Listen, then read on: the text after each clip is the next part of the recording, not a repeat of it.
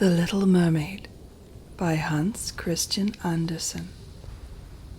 Far out in the ocean, where the water is as blue as the prettiest cornflower and as clear as crystal, it is very, very deep. So deep, indeed, that no cable could fathom it. Many church steeples, piled one upon another, would not reach from the ground beneath to the surface of the water above. There dwell the Sea King and his subjects. We must not imagine that there is nothing at the bottom of the sea but bare yellow sand. No, indeed. The most singular flowers and plants grow there, the leaves and stems of which are so pliant that the slightest agitation of the water causes them to stir as if they had life.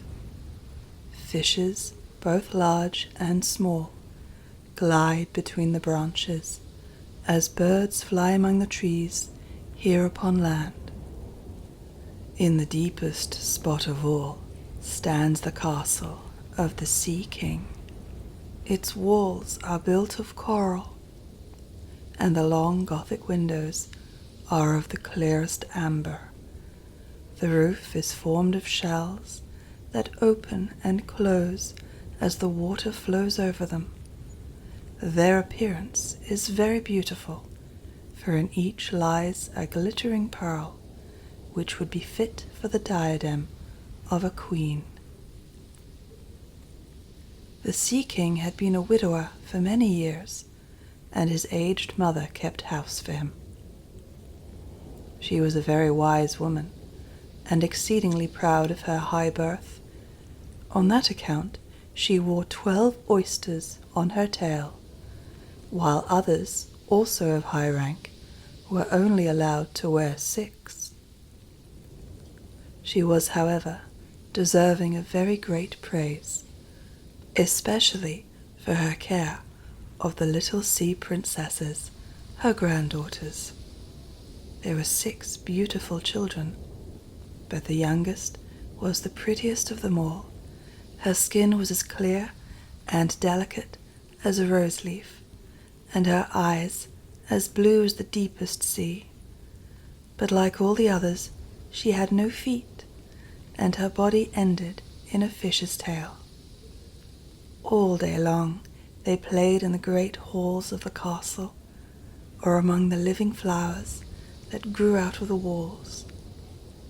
The large amber windows were open, and the fish swam in, just as the swallows fly into our houses when we open the windows, excepting that the fishes swam up to the princesses, ate out of their hands, and allowed themselves to be stroked.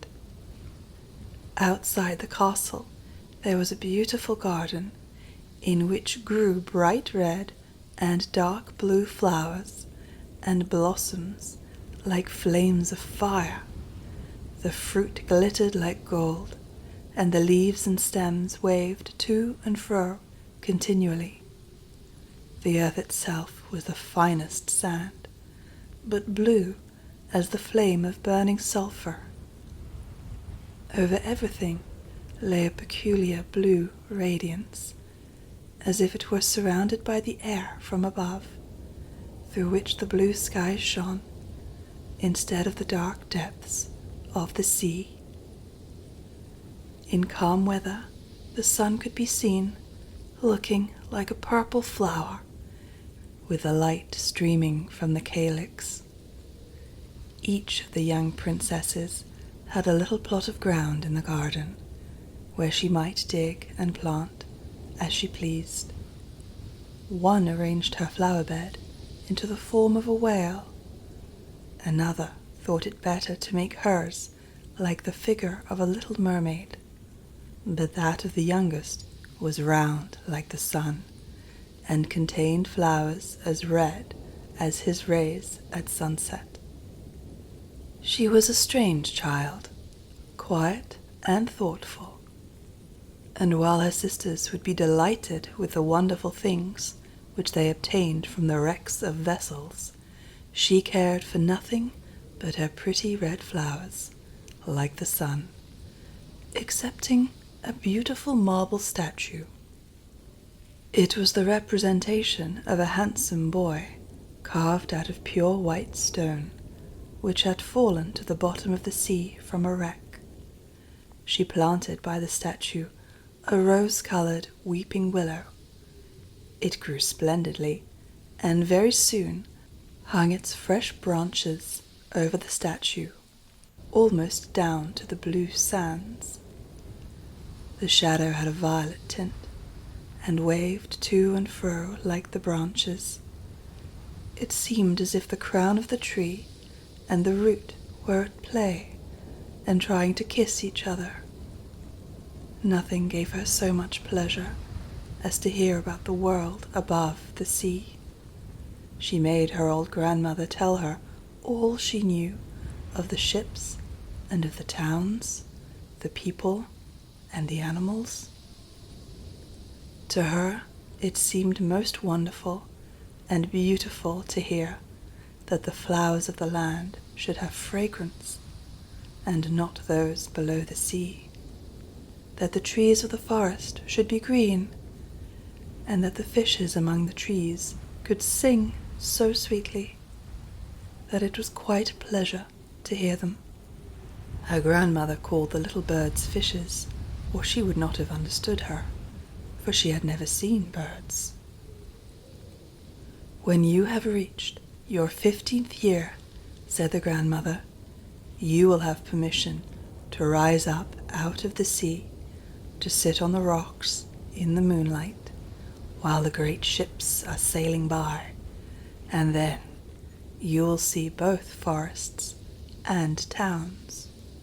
In the following year, one of the sisters would be 15, but as each was a year younger than the other, the youngest would have to wait 5 years before her turn came to rise up from the bottom of the ocean and see the earth as we do.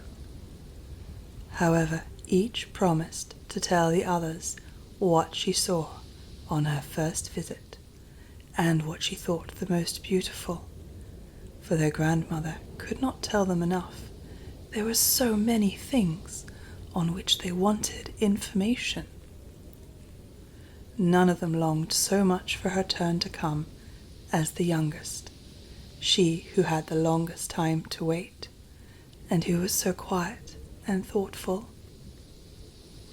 Many nights she stood by the open window, looking up through the dark blue water, and watching the fish as they splashed about with their fins and tails.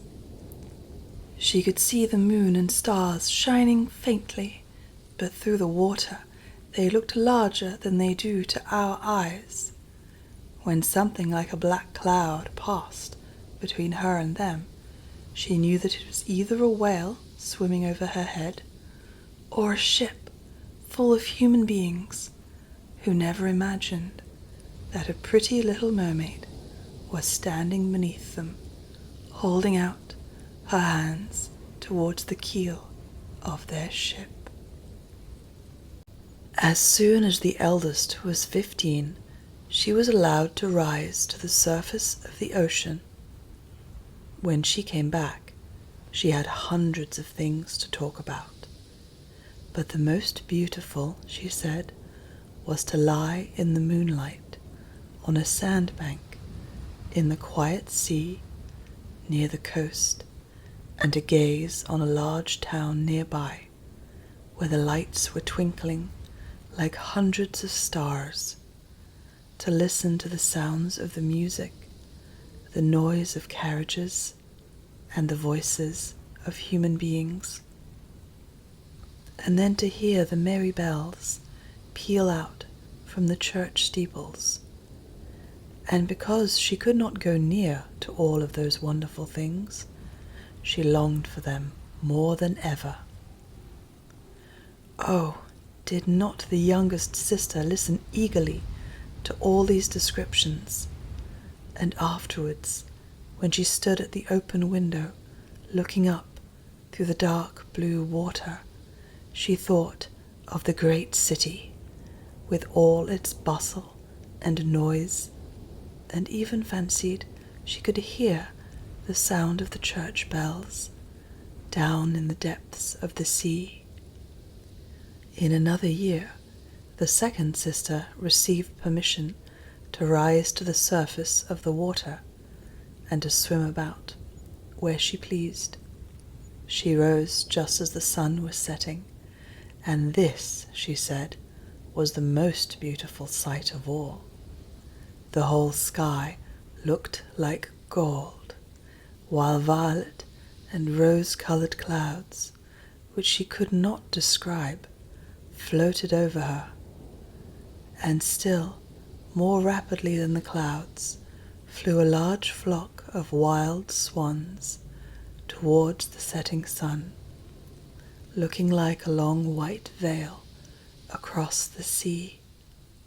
She also swam towards the sun, but it sunk into the waves, and the rosy tints faded from the clouds and from the sea. The third sister's turn followed. She was the boldest of them all, and she swam up a broad river that emptied itself into the sea. On the banks she saw green hills covered with beautiful vines. Palaces and castles peeped out from amid the proud trees of the forest. She heard the birds singing, and the rays of the sun were so powerful that she was obliged often to dive down under the water to cool her burning face. In a narrow creek she found a whole troop of little human children, quite naked, and sporting about in the water. She wanted to play with them, but they fled in a great fright. And then a little black animal came to the water. It was a dog, but she did not know that, for she had never before seen one. This animal barked at her so terribly that she became frightened and rushed back to the open sea. But she said she would never forget the beautiful forest, the green hills, and the pretty little children who could swim in the water, although they had not fishes' tails. The fourth sister was more timid. She remained in the midst of the sea, but she said it was quite as beautiful there as nearer the land. She could see for many miles around her, and the sky above looked like a bell of glass. She had seen the ships, but at such a great distance that they looked like seagulls. The dolphins sported in the waves, and the great whales spouted water from their nostrils, till it seemed as if 100 fountains were playing in every direction. The fifth sister's birthday occurred in the winter, so when her turn came, she saw what the others had not seen the first time they went up. The sea looked quite green, and large icebergs were floating about, each like a pearl, she said, but larger and loftier than the churches built by men. They were of the most singular shapes, and glittered like diamonds. She had seated herself upon one of the largest, and let the wind play with her long hair, and she remarked that all the ships sailed by rapidly, and steered as far away as they could from the iceberg, as if they were afraid of it. Towards evening, as the sun went down, dark clouds covered the sky, the thunder rolled, and the lightning flashed, and the red light glowed on the icebergs as they rocked and tossed on the heaving sea. On all the ships the sails were reefed with fear and trembling, while she sat calmly on the floating iceberg, watching the blue lightning as it darted its forked flashes into the sea. When first the sisters had permission to rise to the surface, They were each delighted with the new and beautiful sights they saw. But now, as grown-up girls, they could go when they pleased, and they had become indifferent about it. They wished themselves back again in the water, and after a month had passed, they said it was much more beautiful down below, and pleasanter to be at home. Yet often in the evening hours, the 5 sisters would twine their arms round each other and rise to the surface in a row. They had more beautiful voices than any human being could have, and before the approach of a storm, and when they expected a ship would be lost, they swam before the vessel and sang sweetly of the delights to be found in the depths of the sea, and begging the sailors not to fear if they sank to the bottom. But the sailors could not understand the song. They took it for the howling of the storm, and these things were never to be beautiful for them. For if the ship sank, the men were drowned, and their dead bodies alone reached the palace of the Sea King. When the sisters rose arm in arm through the water in this way, their youngest sister would stand quite alone, looking after them, ready to cry, only that the mermaids have no tears, and therefore they suffer more. "Oh, were I but 15 years old," said she, "I know that I shall love the world up there, and all the people who live in it." At last she reached her 15th year. "Well, now you are grown up," said the old dowager, her grandmother, "so you must let me adorn you like your other sisters." And she placed a wreath of white lilies in her hair, and every flower leaf was half a pearl. Then the old lady ordered 8 great oysters to attach themselves to the tail of the princess to show her high rank. "But they hurt me so," said the little mermaid. "Pride must suffer pain," replied the old lady. Oh, how gladly she would have shaken off all this grandeur and laid aside the heavy wreath. The red flowers in her own garden would have suited her much better, but she could not help herself. So she said farewell, and rose as lightly as a bubble to the surface of the water. The sun had just set as she raised her head above the waves, but the clouds were tinted with crimson and gold, and through the glimmering twilight beamed the evening star in all its beauty. The sea was calm, and the air mild and fresh. A large ship with 3 masts lay becalmed on the water, with only 1 sail set, for not a breeze stiffed, and the sailors sat idle on deck or amongst the rigging.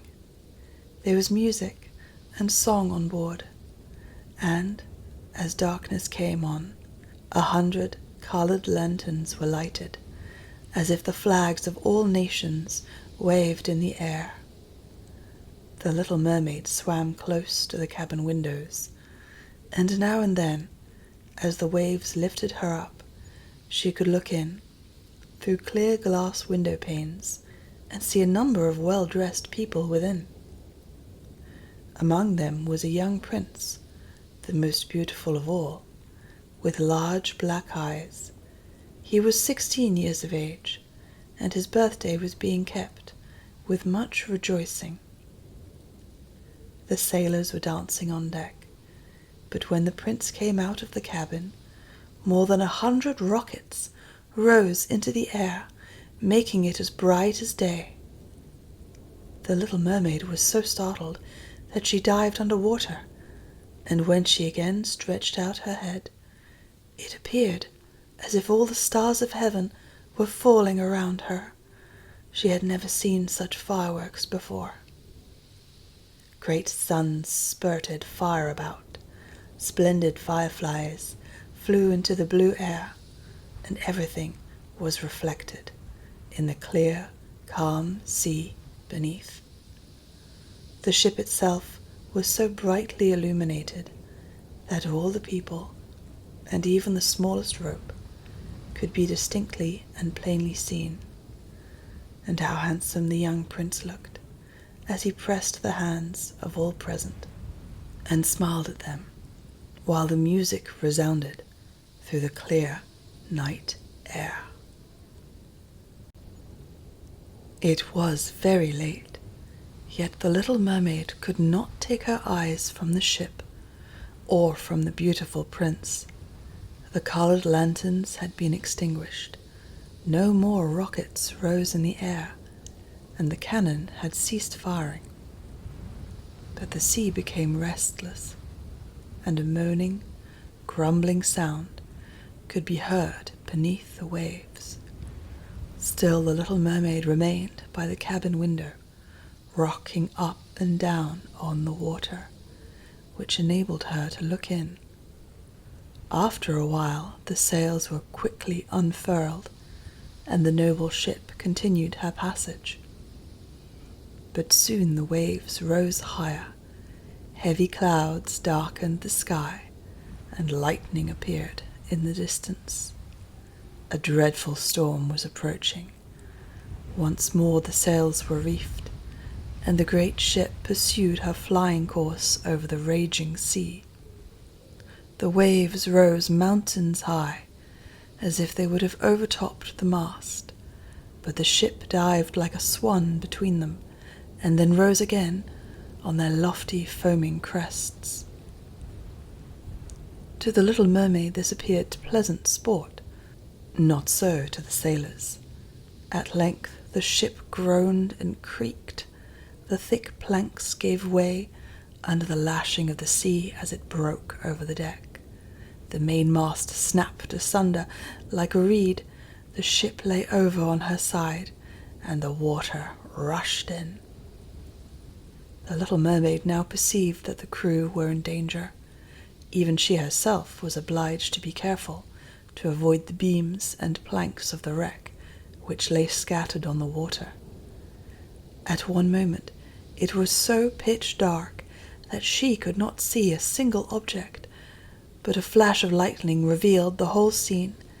She could see every one who had been on board, excepting the prince. When the ship parted, she had seen him sink into the deep waves, and she was glad, for she thought he would now be with her. And then she remembered that human beings could not live in the water, so that when he got down to her father's palace, he would be quite dead. But he must not die. So she swam about among the beams and planks which strewed the surface of the sea, forgetting that they could crush her to pieces. Then she dived deeply under the dark waters, rising and falling with the waves, till at length she managed to reach the young prince, who was fast losing the power of swimming in that stormy sea. His limbs were failing him, his beautiful eyes were closed, and he would have died had not the little mermaid come to his assistance. She held his head above the water and let the waves drift them where they would. In the morning the storm had ceased, but of the ship not a single fragment could be seen.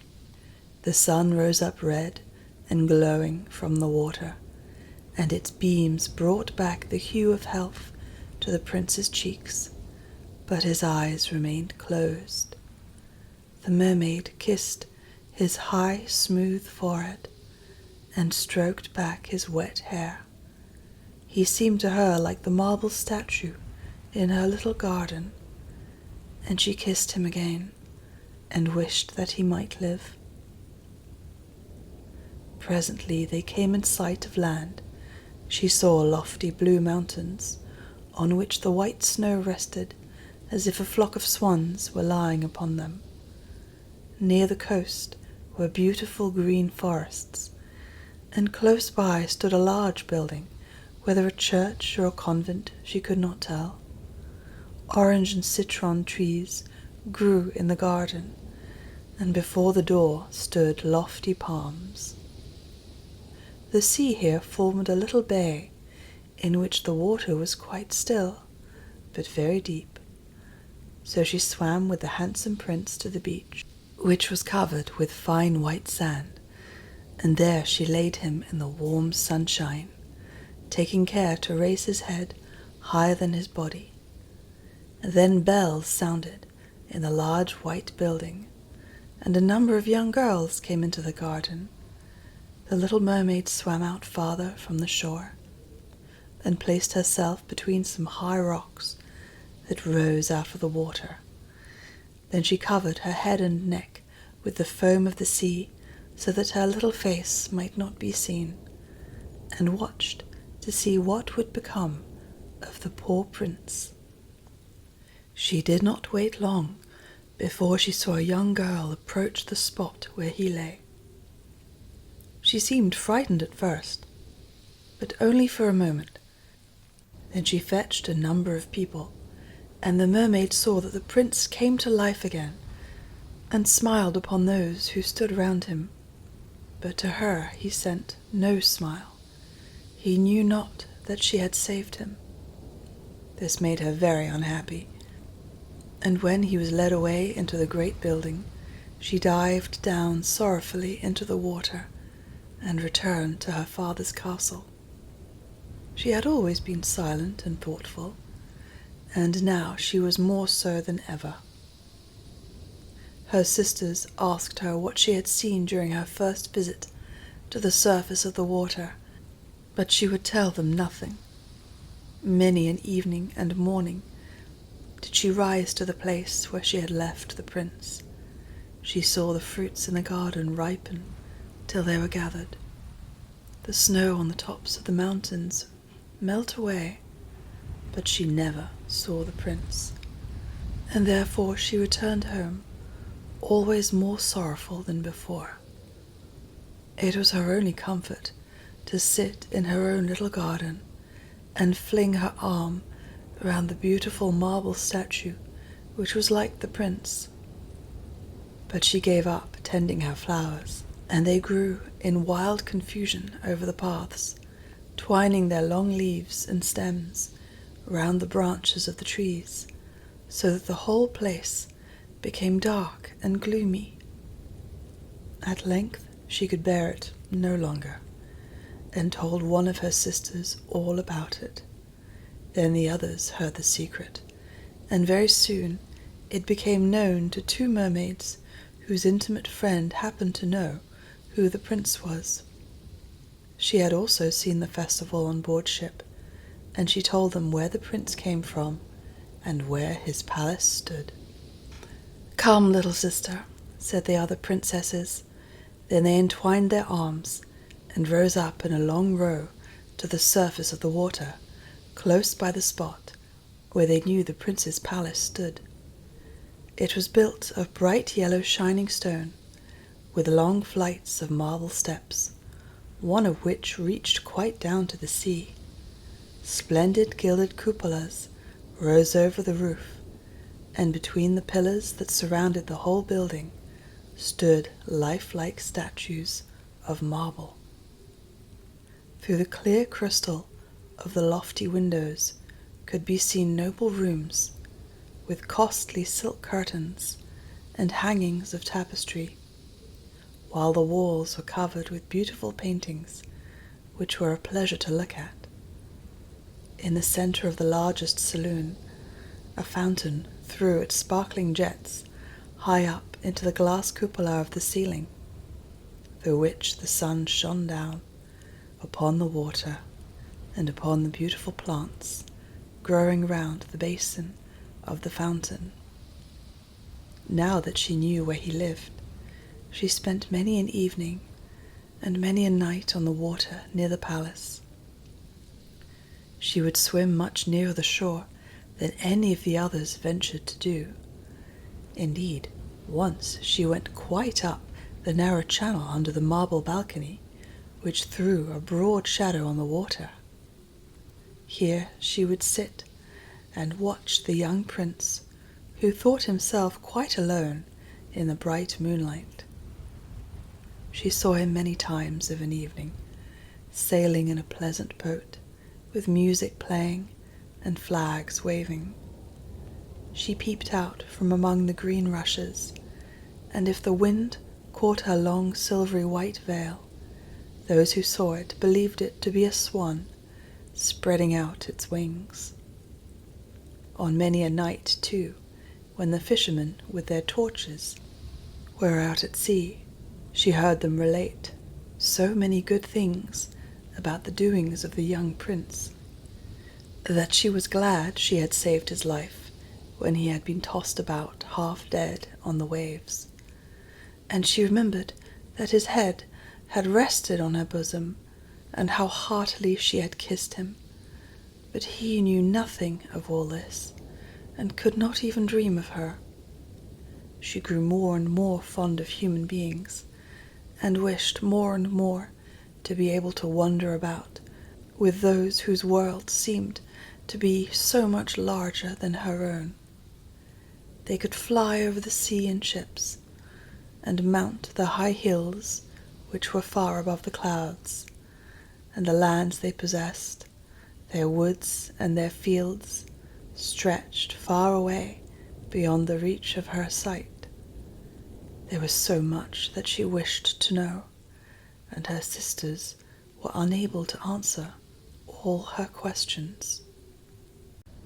Then she applied to her old grandmother, who knew all about the upper world, which she very rightly called the lands above the sea.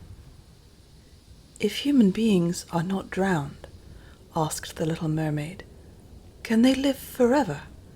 Do they never die, as we do here in the sea?" "Yes," replied the old lady, "they must also die, and their term of life is even shorter than ours. We sometimes live to 300 years, but when we cease to exist here, we only become the foam on the surface of the water, and we have not even a grave down here of those we love. We have not immortal souls.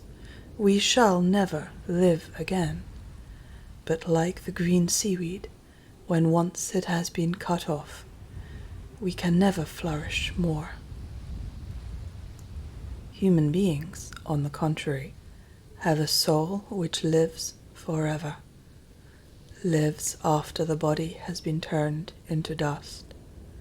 It rises up through the clear, pure air beyond the glittering stars. As we rise out of the water and behold all the land of the earth, so do they rise to unknown and glorious regions which we shall never see." "Why have not we an immortal soul?" asked the little mermaid mournfully. "I would give gladly all the hundreds of years that I have left to live, to be a human being only for one day, and to have the hope of knowing the happiness of that glorious world above the stars." "You must not think of that," said the old woman. "We feel ourselves to be much happier and much better off than human beings." "So I shall die," said the little mermaid, "and as the foam of the sea I shall be driven about, never again to hear the music of the waves, or to see the pretty flowers, nor the red sun. Is there anything I can do to win an immortal soul?"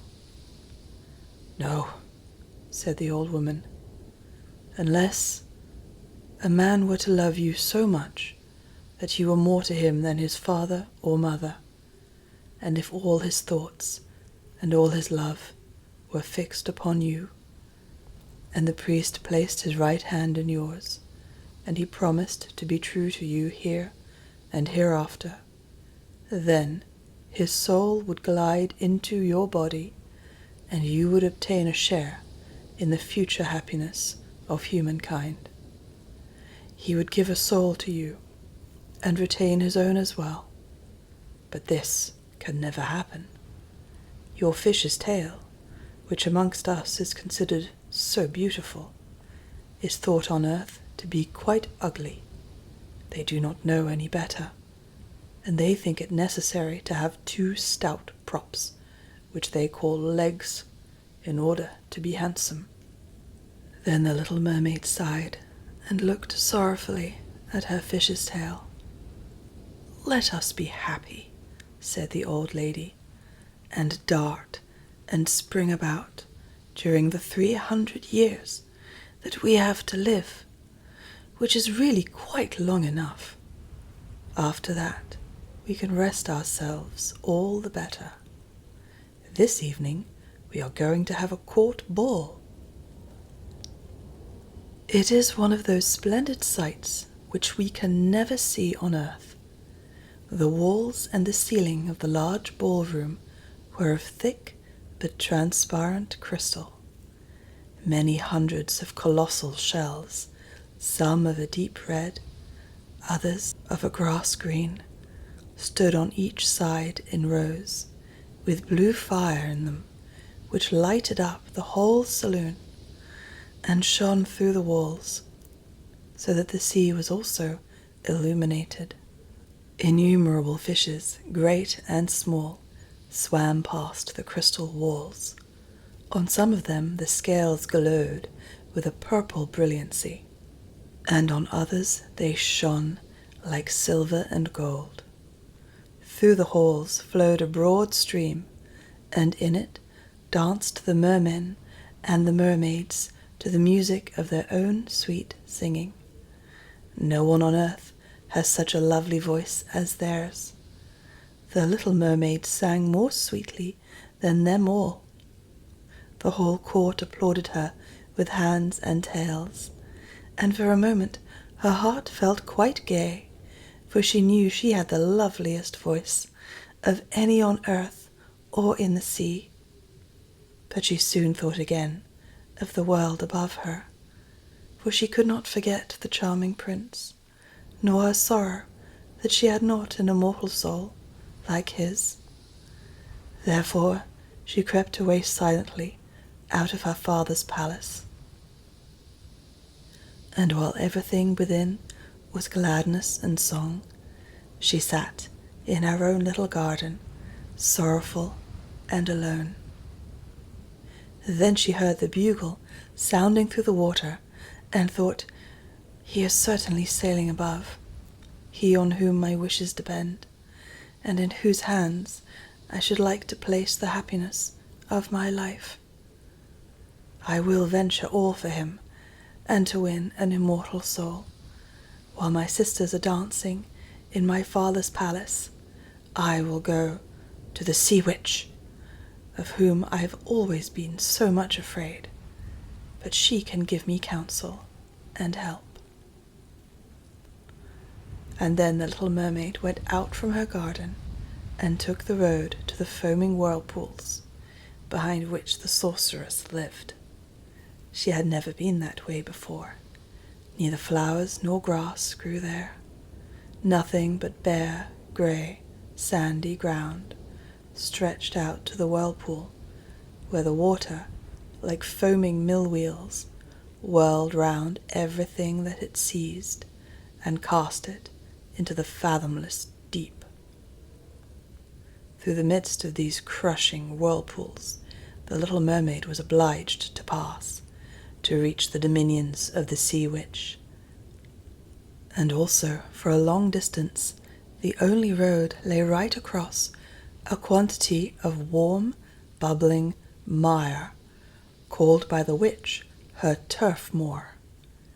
Beyond this stood her house, in the center of a strange forest, in which all the trees and the flowers were polypi, half animals and half plants. They looked like serpents with 100 heads growing out of the ground. The branches were long slimy arms with fingers like flexible worms, moving limb after limb from the root to the top. All that could be reached in the sea they seized upon and held fast, so that it never escaped from their clutches. The little mermaid was so alarmed at what she saw that she stood still, and her heart beat with fear, and she was very nearly turning back. But she thought of the prince and of the human soul for which she longed, and her courage returned. She fastened her long flowing hair round her head so that the polypi might not seize hold of it. She laid her hands together across her bosom, and then she darted forward as a fish shoots through the water between the supple arms and fingers of the ugly polypi, which were stretched out on each side of her. She saw that each held in its grasp something it had seized with its numerous little arms, as if they were iron bands. The white skeletons of human beings who had perished at sea and had sunk down into the deep waters. Skeletons of land animals, oars, rudders, and chests of ships were lying, tightly grasped by their clinging arms. Even a little mermaid whom they had caught and strangled, and this seemed the most shocking of all to the little princess. She now came to a space of marshy ground in the wood, where large fat water snakes were rolling in the mire and showing their ugly, drab-coloured bodies. In the midst of this spot stood a house built with the bones of shipwrecked human beings. There sat the sea witch, allowing a toad to eat from her mouth, just as people sometimes feed a canary with a piece of sugar. She called the ugly water snakes her little chickens, and allowed them to crawl all over her bosom. "I know what you want," said the sea witch.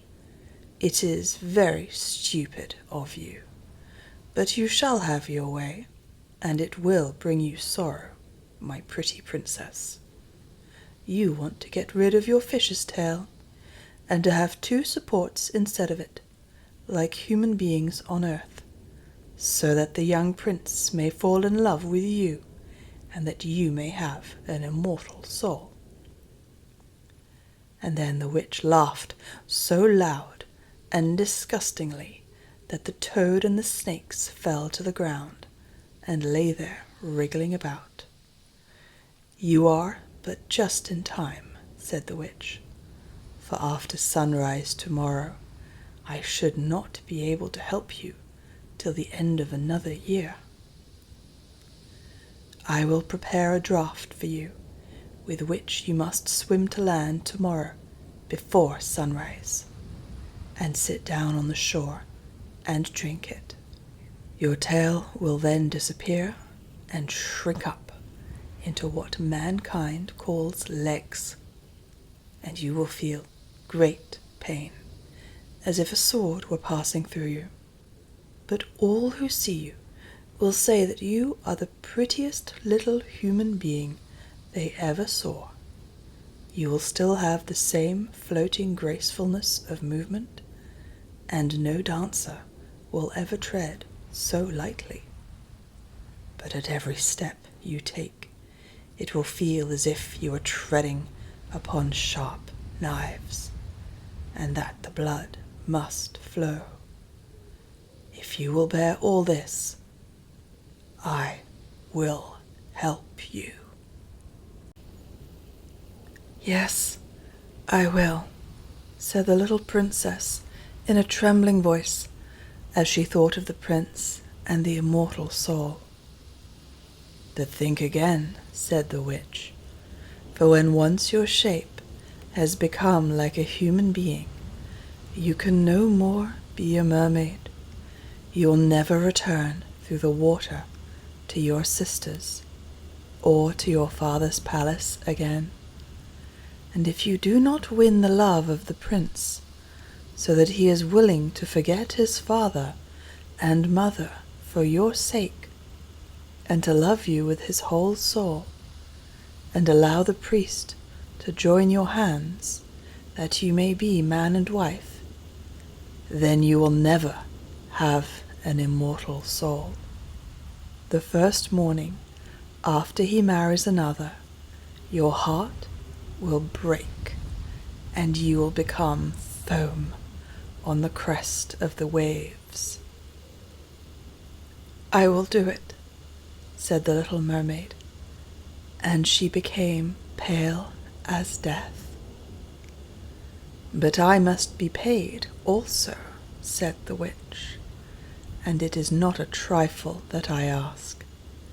You have the sweetest voice of any who dwell here in the depths of the sea, and you believe that you will be able to charm the prince with it also.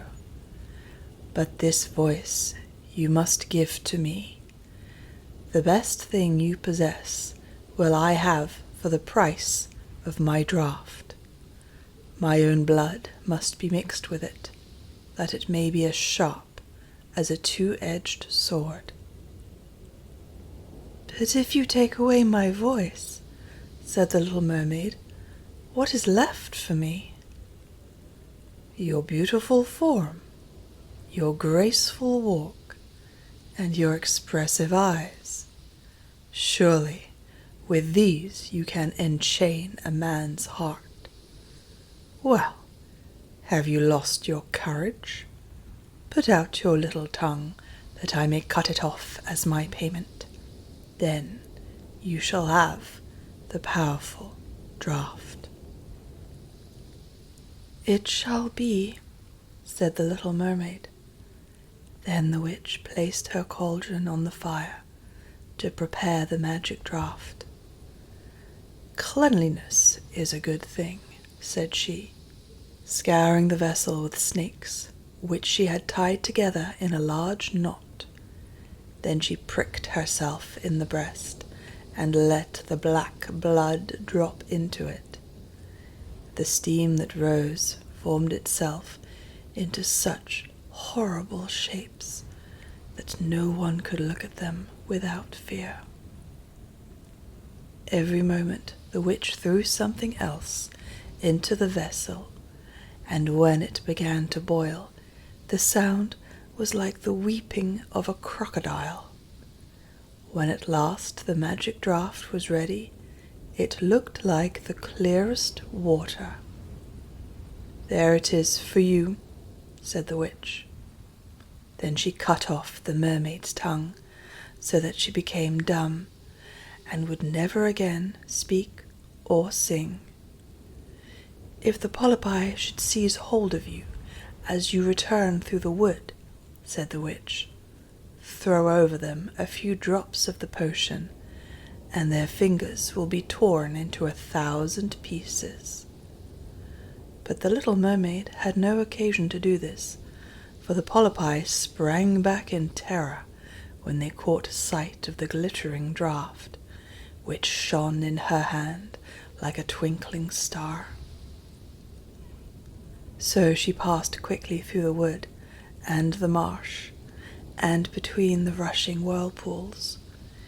She saw that in her father's palace the torches in the ballroom were extinguished, and all within asleep, but she did not venture to go in to them, for now she was dumb, and going to leave them forever. She felt as if her heart would break.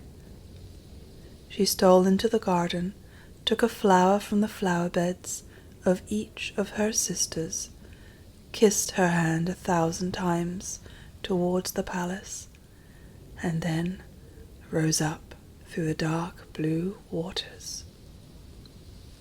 The sun had not risen when she came in sight of the prince's palace and approached the beautiful marble steps, but the moon shone clear and bright. Then the little mermaid drank the magic draught, and it seemed as if a two-edged sword went through her delicate body. She fell into a swoon and lay like one dead. When the sun arose and shone over the sea, she recovered and felt a sharp pain, but just before her stood the handsome young prince. He fixed his coal-black eyes upon her so earnestly that she cast down her own, and then became aware that her fish's tail was gone, and that she had as pretty a pair of legs and tiny feet as any little maiden could have. But she had no clothes, so she wrapped herself in her long, thick hair. The prince asked her who she was, and where she came from, and she looked at him mildly and sorrowfully with her deep blue eyes, but she could not speak. Every step she took was as the witch said it would be. She felt as if treading upon the points of needles or sharp knives. But she bore it willingly, and stepped as lightly by the prince's side as a soap bubble, so that he and all who saw her wondered at her graceful swaying movements. She was very soon arrayed in costly robes of silk and muslin, and was the most beautiful creature in the palace, but she was dumb, and could neither speak nor sing. Beautiful female slaves, dressed in silk and gold, stepped forward and sang before the prince and his royal parents. One sang better than all the others, and the prince clapped his hands and smiled at her. This was great sorrow to the little mermaid. She knew how much more sweetly she herself could sing once, and she thought, "Oh, if he could only know that! I have given my voice away forever, to be with him." The slaves next performed some pretty fairy-like dances to the sound of beautiful music. Then the little mermaid raised her lovely white arms, stood on the tips of her toes, and glided over the floor, and danced as no one yet had been able to dance. At each moment her body became more revealed, and her expressive eyes appealed more directly to the heart than the songs of the slaves. Every one was enchanted, especially the prince, who called her his little foundling, and she danced again quite readily to please him, though each time her foot touched the floor, it seemed as if she trod on sharp knives.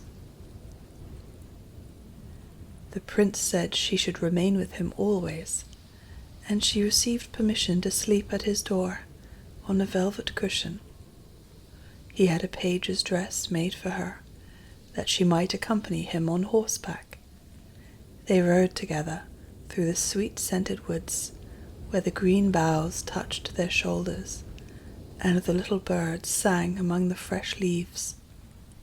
She climbed with the prince to the tops of high mountains, and although her tender feet bled so that even her steps were marked, she only laughed, and followed him till they could see the clouds beneath them, looking like a flock of birds travelling to distant lands. While at the prince's palace, and when all the household were asleep, she would go and sit on the broad marble steps, for it eased her burning feet to bathe them in the cold sea water. And then she thought of all those below in the deep. Once during the night her sisters came up, arm in arm, singing sorrowfully as they floated on the water. She beckoned to them, and then they recognized her, and told her how she had grieved them. After that, they came to the same place every night, and once she saw in the distance her old grandmother, who had not been to the surface of the sea for many years, and the old sea king, her father, with his crown on his head. they stretched out their hands towards her, but they did not venture so near the land as her sisters did. As the days passed, she loved the prince more fondly, and he loved her as he would love a little child, but it never came into his head to make her his wife. Yet, unless he married her, she could not receive an immortal soul, and on the morning after his marriage with another, she would dissolve into the foam of the sea. "Do you not love me, the best of them all?" the eyes of the little mermaid seemed to say, when he took her in his arms and kissed her fair forehead. "Yes, you are dear to me," said the prince, "for you have the best heart, and you are the most devoted to me. You are like a young maiden whom I once saw, but whom I shall never meet again. I was in a ship that was wrecked, and the waves cast me ashore near a holy temple, where several young maidens performed the service. The youngest of them found me on the shore, and saved my life. I saw her but twice, and she is the only one in the world whom I could love. But you are like her, and you have almost driven her image out of my mind. She belongs to the holy temple, and my good fortune has sent you to me instead of her, and we will never part." "Ah, he knows not that it was I who saved his life," thought the little mermaid. "I carried him over the sea to the wood where the temple stands. I sat beneath the foam and watched till the human beings came to help him. I saw the pretty maiden that he loves better than he loves me." And the mermaid sighed deeply, but she could not shed tears.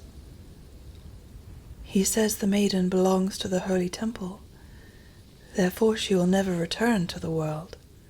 They will meet no more. While I am by his side and see him every day, I will take care of him and love him and give up my life for his sake." Very soon it was said that the prince must marry, and that the beautiful daughter of a neighboring king would be his wife, for a fine ship was being fitted out. Although the prince gave out that he merely intended to pay a visit to the king, it was generally supposed that he really went to see his daughter. A great company were to go with him. The little mermaid smiled and shook her head. She knew the prince's thoughts better than any of the others. "I must travel," he had said to her. "I must see this beautiful princess. My parents desire it, but they will not oblige me to bring her home as my bride. I cannot love her. She is not like the beautiful maiden in the temple, whom you resemble. If I were forced to choose a bride, I would rather choose you, my dumb foundling, with those expressive eyes." And then he kissed her rosy mouth, played with her long waving hair, and laid his head on her heart, while she dreamed of human happiness and an immortal soul. "You are not afraid of the sea, my dumb child," said he, as they stood on the deck of the noble ship which was to carry them to the country of the neighboring king. And then he told her of storm and of calm, of strange fishes in the deep beneath them, and of what the divers had seen there, and she smiled at his descriptions, for she knew better than any one what wonders were at the bottom of the sea. In the moonlight, when all on board were asleep, excepting the man at the helm who was steering, she sat on the deck, gazing down through the clear water. She thought she could distinguish her father's castle, and upon it her aged grandmother, with a silver crown on her head, looking through the rushing tide at the keel of the vessel. Then her sisters came up on the waves and gazed at her mournfully, wringing their white hands. She beckoned to them and smiled and wanted to tell them how happy and well off she was. But the cabin boy approached, and when her sisters dived down, he thought it was only the foam of the sea which he saw. The next morning, the ship sailed into the harbour of a beautiful town belonging to the king, whom the prince was going to visit. The church bells were ringing, and from the high towers sounded a flourish of trumpets, and soldiers with flying colours and glittering bayonets lined the rocks through which they passed. Every day was a festival.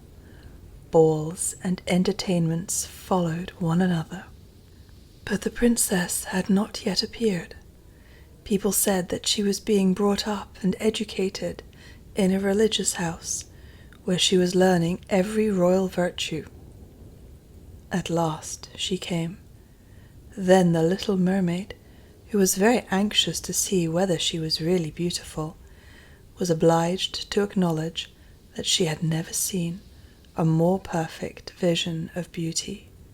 Her skin was delicately fair, and beneath her long dark eyelashes her laughing blue eyes shone with truth and purity.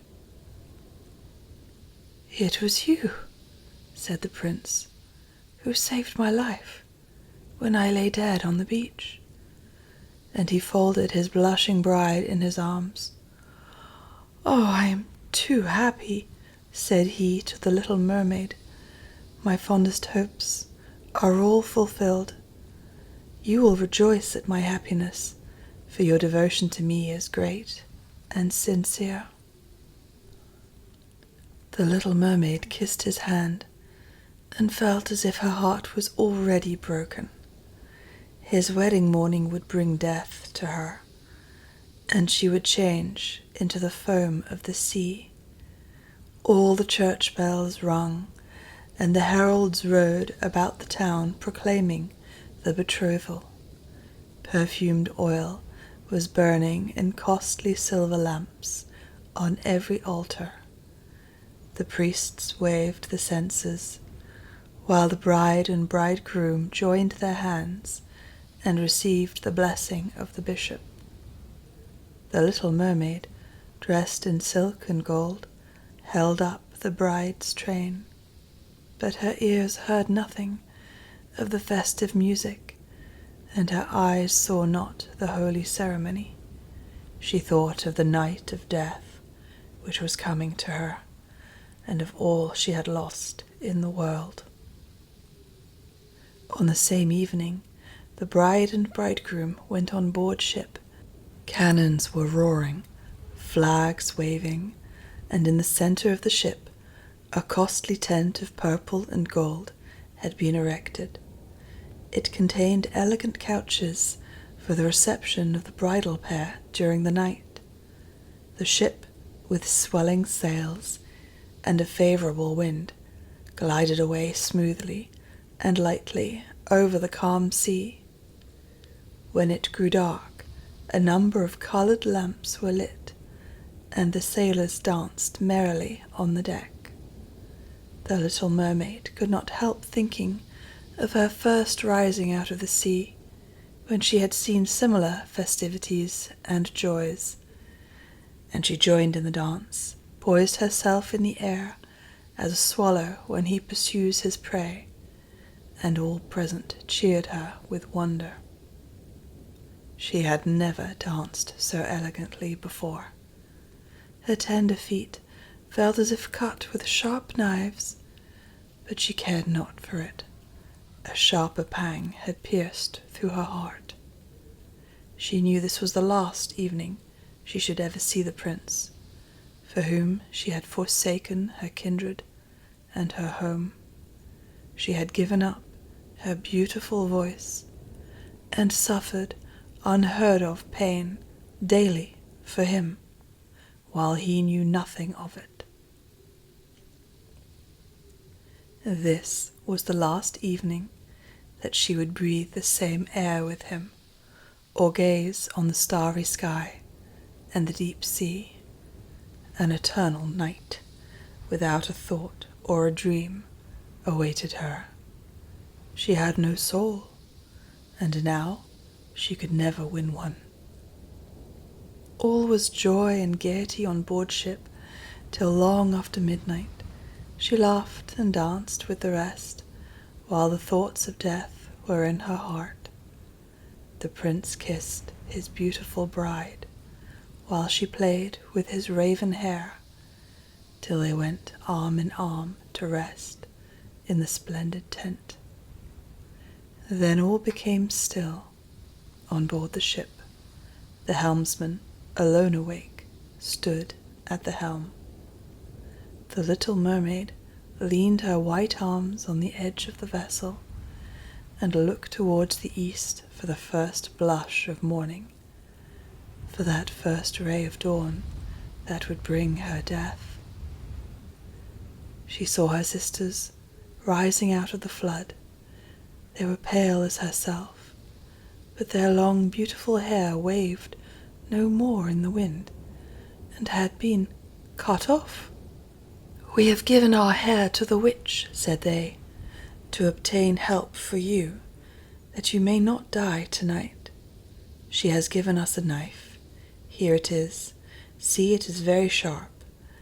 Before the sun rises, you must plunge it into the heart of the prince.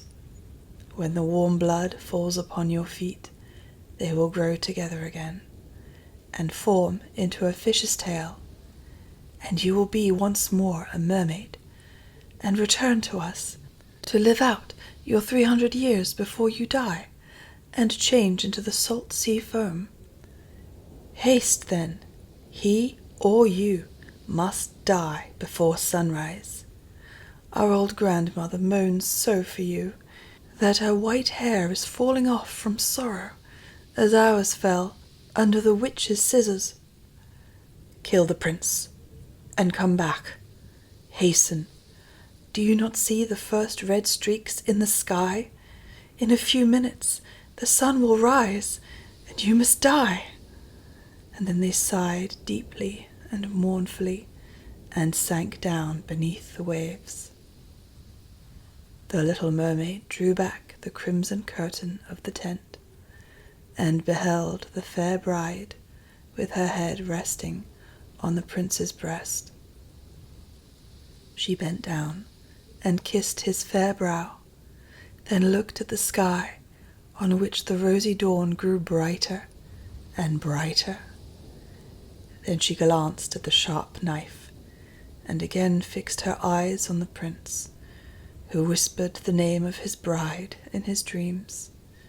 She was in his thoughts, and the knife trembled in the hand of the little mermaid. Then she flung it far away from her into the waves.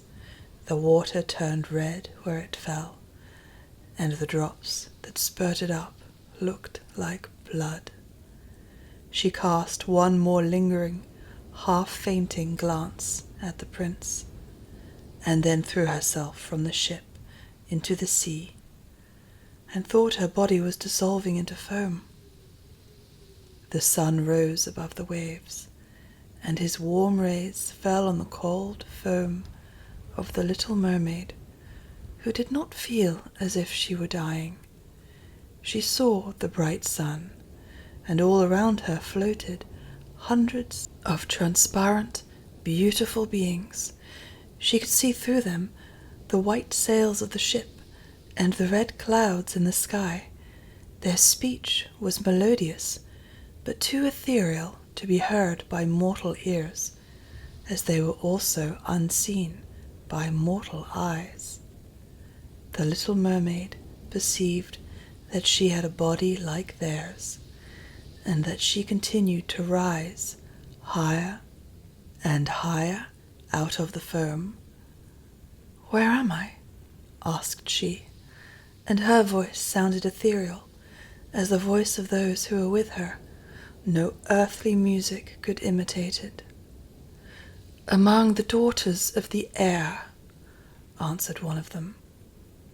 "A mermaid has not an immortal soul, nor can she obtain one unless she wins the love of a human being. On the power of another hangs her eternal destiny. But the daughters of the air, although they do not possess an immortal soul, can, by their good deeds, procure one for themselves. We fly to warm countries, and cool the sultry air that destroys mankind with the pestilence. We carry the perfume of the flowers to spread health and restoration. After we have striven for 300 years to all the good in our power, we receive an immortal soul and take part in the happiness of humankind. You, poor little mermaid, have tried with your whole heart to do as we are doing. You have suffered and endured and raised yourself to the spirit world by your good deeds, and now, by striving for 300 years in the same way, you may obtain an immortal soul." The little mermaid lifted her glorified eyes towards the sun and felt them for the first time filling with tears. On the ship in which she had left the prince, there was life and noise. She saw him and his beautiful bride searching for her. Sorrowfully they gazed at the pearly foam, as if they knew she had thrown herself into the waves. Unseen, she kissed the forehead of her bride, and fanned the prince, and then mounted with the other children of the air to a rosy cloud that floated through the ether. "After 300 years, thus shall we float into the kingdom of heaven," said she. "And we may even get there sooner," whispered one of her companions. "Unseen, we can enter the houses of men where there are children, and for every day on which we find a good child who is the joy of his parents and deserves their love, our time of probation is shortened.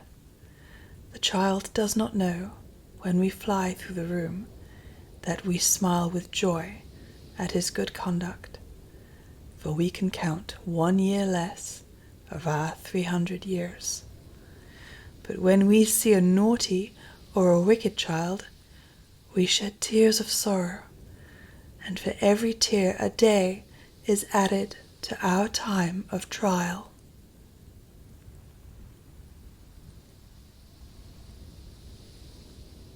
The end.